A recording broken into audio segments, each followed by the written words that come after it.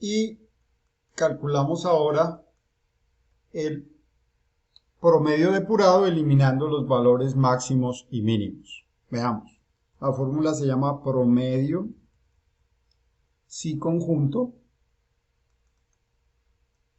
Requiere que especifiquemos el rango donde se hará el cálculo y también el rango donde se evaluará el criterio o uno de los criterios. En este caso tenemos dos criterios, el que permite mantener los valores que están por debajo del máximo, que es la primera condición. Entonces le vamos a decir mantenga todos los valores menores que el valor máximo que calculamos hace un momento. Y hacemos exactamente lo mismo para el mínimo. Determinamos el rango donde vamos a evaluar la condición, es la misma, y dejamos los valores que sean mayores que el mínimo, mayor que el mínimo. Básicamente es un texto el que estamos incorporando ahí, y con eso ya podemos estimar el promedio depurado. Vemos que en este caso es un poco inferior a los promedios sencillos o al promedio sencillo, y con base en estos números podemos ya proceder a copiar los valores para los siguientes múltiplos, los Smart Estimate de Refinitiv y también para los sencillos Price to Book y Enterprise Value to Sales, el diario, y este último que tenemos acá,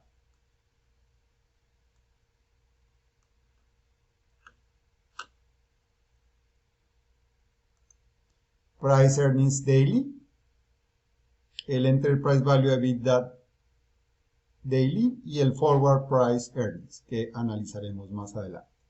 Entonces ya tenemos los estimados de nuestros promedios. Aquí podríamos habilitar una función elegir para que me seleccione los de mi interés, los de la empresa, el promedio y el promedio depurado, pero eso lo realizaremos una vez hayamos realizado los pronósticos en esta siguiente hoja de las cifras relevantes. Entonces, ¿qué tenemos acá? Tenemos información trimestral, desde el 2018 hasta junio de 2020 de ISA. ¿Qué tenemos? Tenemos el total de acciones, las ventas, la depreciación, la utilidad operacional, vamos a calcular el EBITDA, la utilidad después de impuestos, el flujo de caja de las operaciones, que viene del flujo de efectivo, el efectivo y la deuda. Estos son los datos que tenemos.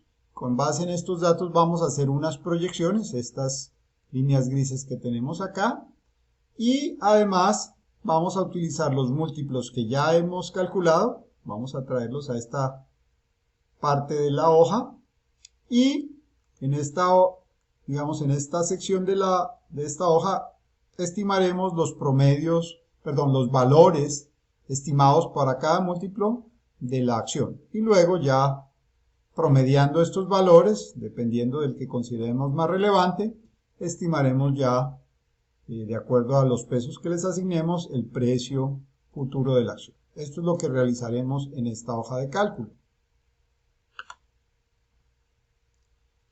Procedamos entonces.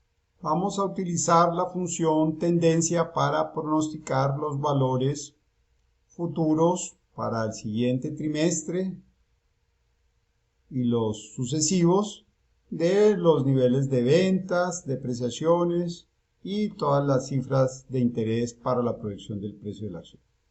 Entonces, vamos a implementar un modelo muy sencillo utilizando, como dije, la función tendencia.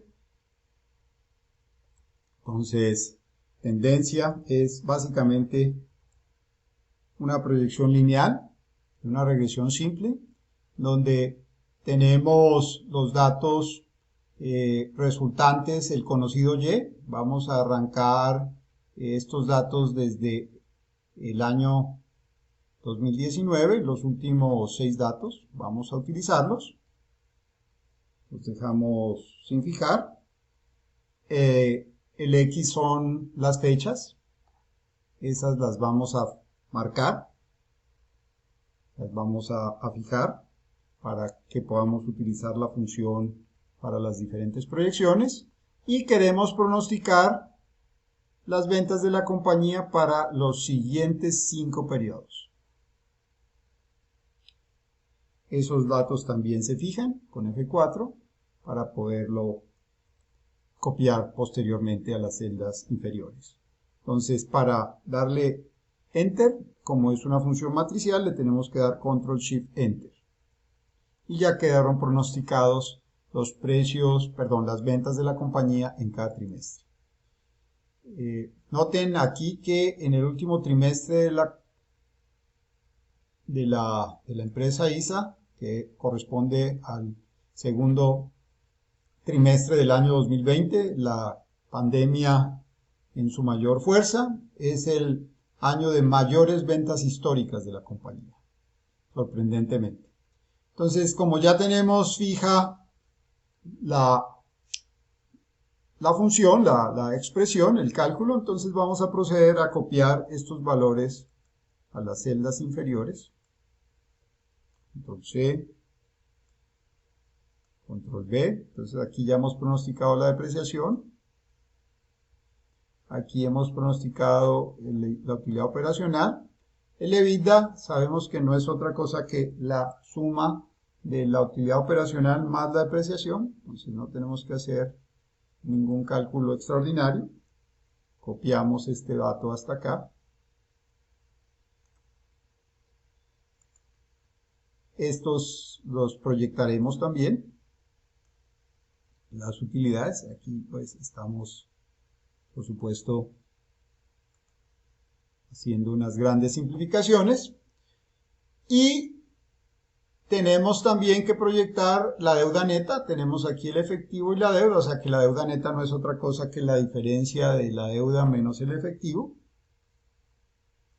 Podemos proceder a copiarla para todos los periodos históricos. Me quedó faltando uno. Y ya tenemos las últimas cifras que queremos pronosticar.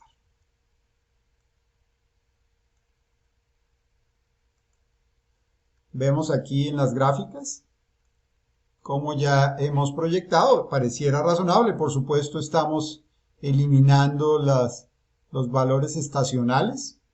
Tal vez podríamos depurarlos un poquito más, pero dejémoslo por el momento así. Entonces, ya tenemos los valores proyectados de las cifras contables y del patrimonio. Ya hemos calculado los múltiplos de la empresa, del sector, tanto los Smart Estimate como los diarios. Simplemente los vamos a traer de la celda de acá. Entonces vamos a proceder, vamos a literalmente hacer un transponer para traer los datos. Transponer. Nos vamos a la celda correspondiente, que son estos datos de aquí.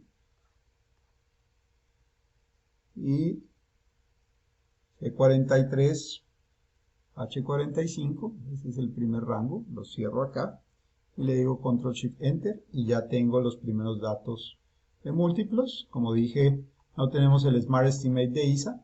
Y vamos a proceder a hacer lo mismo para los datos diarios. Tenemos aquí 2 múltiplos y luego 3, entonces vamos a estimar dos funciones transponer.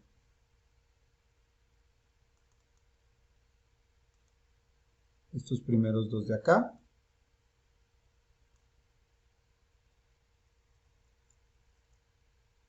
Y seguimos con el otro rango. Entonces nos vamos al rango final de los 3 valores de aquí. hasta el lado 45, cerramos y le damos Control Shift Enter. No nos tomó todo el rango, pero lo podemos corregir fácilmente. Seleccionamos todo el rango y sin volver, simplemente le volvemos a editar y le damos Control Shift Enter. Ya tenemos entonces los múltiplos. Aquí podemos seleccionar. Con estos puedo seleccionar el de la empresa, que por supuesto no existe, el simple o el depurado, si agrego aquí 3. Y aquí lo mismo, aquí sí tenemos los datos de la empresa, o los datos del promedio simple, o los datos del promedio depurado. Ya tenemos entonces múltiplos, tenemos las estimaciones de las cifras contables. Vamos a hacer un supuesto muy fuerte, y es que los múltiplos van a seguir siendo los mismos para los siguientes trimestres. Por supuesto, en la medida en que nos alejemos en el tiempo, estos supuestos van a ser cada vez más débiles. Pero digamos que simplemente por la estimación que estamos realizando lo vamos a hacer. Entonces aquí tenemos las diferentes fórmulas para calcular el precio de la acción de ISA para cada uno de los periodos. Entonces, tenemos por ejemplo el primero, que es el múltiplo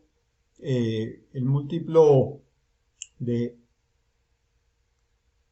Enterprise Value a ventas. Entonces vamos a calcular la estimación. Básicamente va a ser el múltiplo multiplicado por las ventas ya pronosticadas. Como estas son ventas trimestrales y los múltiplos se calculan anualmente, entonces lo que vamos a hacer es sumar las ventas de los últimos 4 trimestres para tener los datos anuales. Olvidé fijar el múltiplo, F4. ¿Sí? Entonces con esto ya tenemos el valor de la empresa. Le tenemos que restar la deuda neta que tenemos calculada aquí, la deuda neta, veámosla. No, ese es el dato superior, el de abajo es el equity, la deuda neta, y la dividimos entre el número de acciones para hallar el valor por acción. En este caso ya tenemos el resultado, nos da un valor negativo, no quiere decir que esté mal, sino que como este es un múltiplo que es muy diferente al múltiplo de la empresa, entonces podría ser que este no tiene sentido. Lo dejamos ahí. Quiere decir que más adelante, cuando le demos pesos, por supuesto no le vamos a dar peso a este múltiplo porque nos están dando un dato negativo. Y procedemos de igual forma a calcular los diferentes múltiplos. Estimemos el múltiplo de EBITDA, el valor por el múltiplo de EBITDA. Valor de empresa a múltiplo de EBITDA va a ser exactamente igual. El múltiplo del sector, F4, por la suma de los últimos 4 EBITDAs que tenemos acá, 1, 2, 3, 4. Le restamos la deuda neta para hallar la capitalización bursátil. Y lo dividimos entre el número de acciones. No tenemos que fijar nada, ya fijamos lo único que deberíamos fijar. Entonces aquí ya estamos obteniendo un valor razonable. Fíjense que estamos en 18.000. El último precio de la acción reportado fue 21. Aquí estamos pronosticando una desvalorización y asimismo vamos a estimar los diferentes múltiplos.